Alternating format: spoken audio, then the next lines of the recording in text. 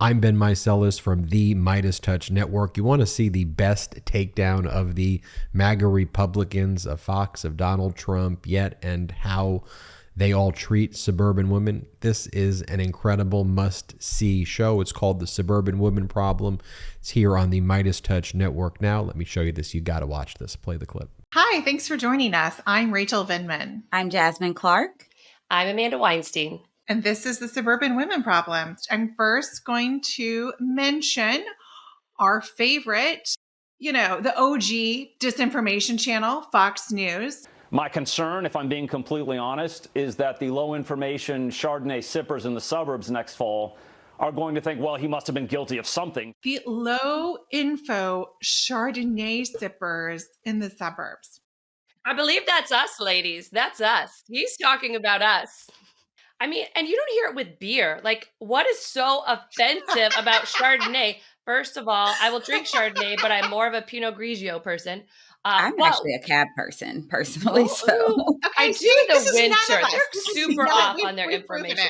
But like, when do we hear that about the beer sipping dudes and the bros? Like, somehow Chardonnay makes you low information, but Bud Light doesn't. I don't know. Seems kind of off to me. But it's so demeaning. I'm really not sure how they're going to win back suburban women voters. You nailed it. They're not. They have figured that out, right? Because at first it was how to win them back. Yes. I think that's totally right. Now we're just going to insult them. Like, when the candidates. Yeah. I mean, the candidates need these people, need us and our listeners and our friends. They need the votes. But I guess in general, we're just going to demean them because they still stop at Target and eat at Chick-fil-A, and therefore we're done with them. Insult them into voting for us. And oh, by the way, who do you think's raising the next generation of voters right now? Well, that's us. I mean, don't you think that's what they're upset about in a lot of ways? I mean, don't you think that these views and sharing them with children is really something that they want to weed that out and get rid of it? And as we kind of get into it's September. We're 14 months away from the presidential election. No one wants to hear that, but it's true. And as we're kind of getting into this, you're seeing sort of which attack lines, where they're going to go. And there's not a lot of coordination. We'll say that for sure. So, I don't think this is a winning strategy. It's insulting all the same. And hey, I think if you have a Fox viewer in your life, this would be a good thing to mention to them. My personal thought. I'm pretty sure the wine industry is quite large, and there are a lot of people who buy wine. And it seems like this is not. But they're high information Chardonnay sippers, Amanda. They're not low information Chardonnay sippers like us. There is a difference clearly between the information, but that's another thing, just the issue of information, or who has information and who is informed. But I think that's an important point, is like when they don't understand our perspective, and let's face it, I think there's a lot of male executives at Fox News that are having a hard time right now understanding our perspectives. But when you don't understand someone's perspective, it's an easy thing to go after, is either they're low information or stupid or evil. And that's pretty much, especially when you look at reproductive rights, those are the attacks. We are flighty. We don't understand that this is a baby. We thought it was like a squirrel or something. I don't know what we thought was in there. And so we have low information, or we're just evil, murderous people. Like, those are like the two main attacks for women: stupid and evil.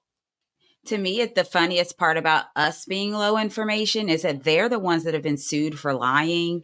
And they're the ones that literally have to have disclaimers that say, oh, no, this is actually entertainment and not real news. And so it's almost ironic that they want to call us the low information people when they pretty much, that is what they deal in. They deal in low and bad information. Like, that is what they want their listeners to have at the end of the day. No information, low information, bad information, misinformation, disinformation. And stereotypes. They deal in stereotypes. Well, exactly. They really do. Well, I think that's what they're playing on, what people already think, right? Exactly, like the stereotypes. And so they're building that up and talking about that in hopes to demean and diminish those voices. I mean, it's Fox News is like the news of just like feelings. Like, I feel like all people from the suburbs are like this.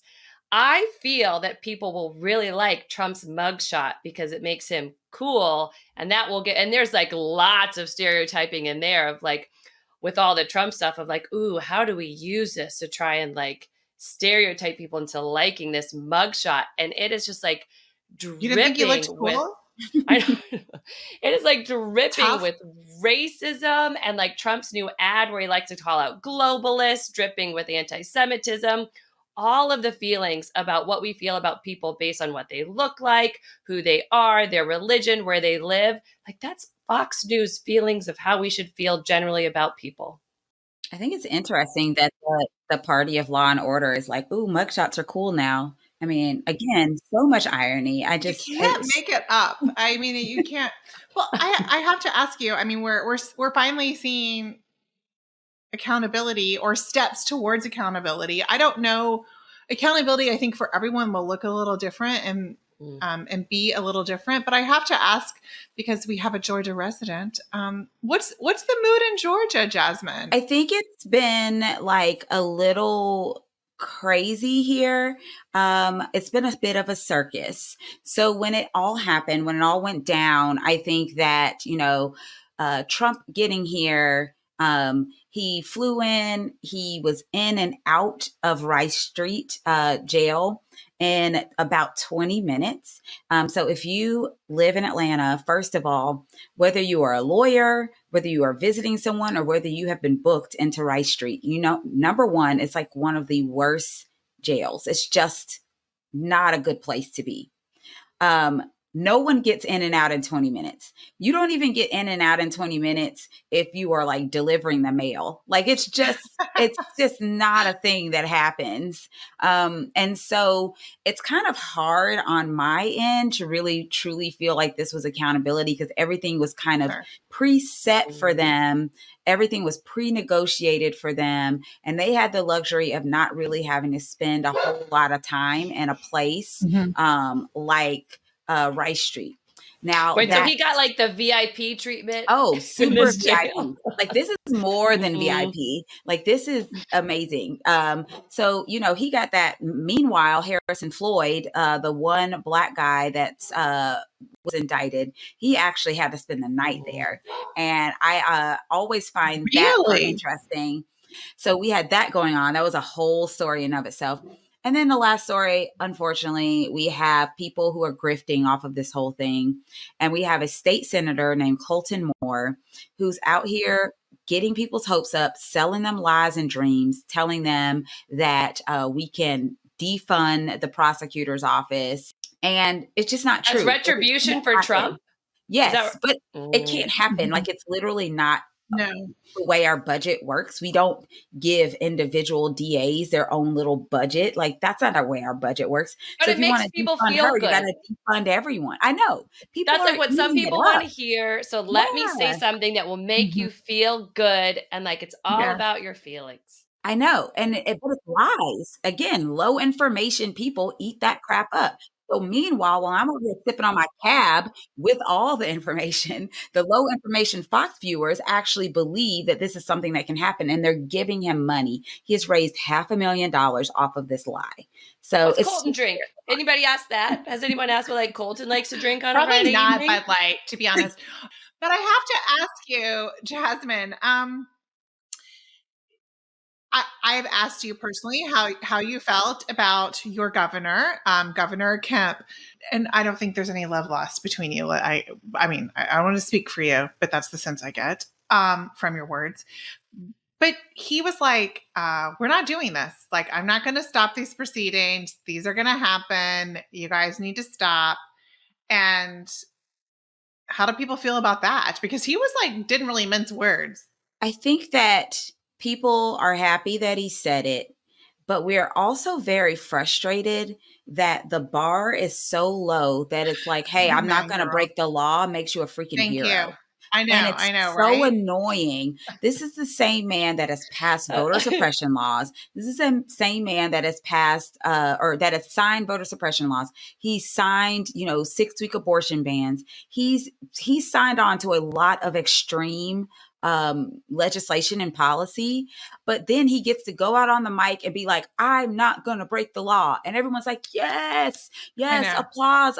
And I'm like, y'all, this is really annoying because he really didn't do anything. He just is not being a butthole. I know. I feel like Dems have to solve world peace, cure cancer. And if you can't do those things, you're a failure. For Republicans, you didn't get arrested this week. Good on you. You got to address the suburban women problem because it's real. The Suburban Women Problem, a podcast from Red, Wine, and Blue. You can learn more at pod.redwine.blue. And you can listen to the full pod searching for The Suburban Women Problem wherever you get your podcasts. The Suburban Women Problem was created by Red, Wine, and Blue. Our producer and editor is Amy Thorstensen. Our project manager is Lindsay Quist. And our editorial assistant is Abigail Martin. For more information about upcoming events and trainings, or to learn more about Red, Wine, and Blue, follow us on social media or at www.redwine.blue.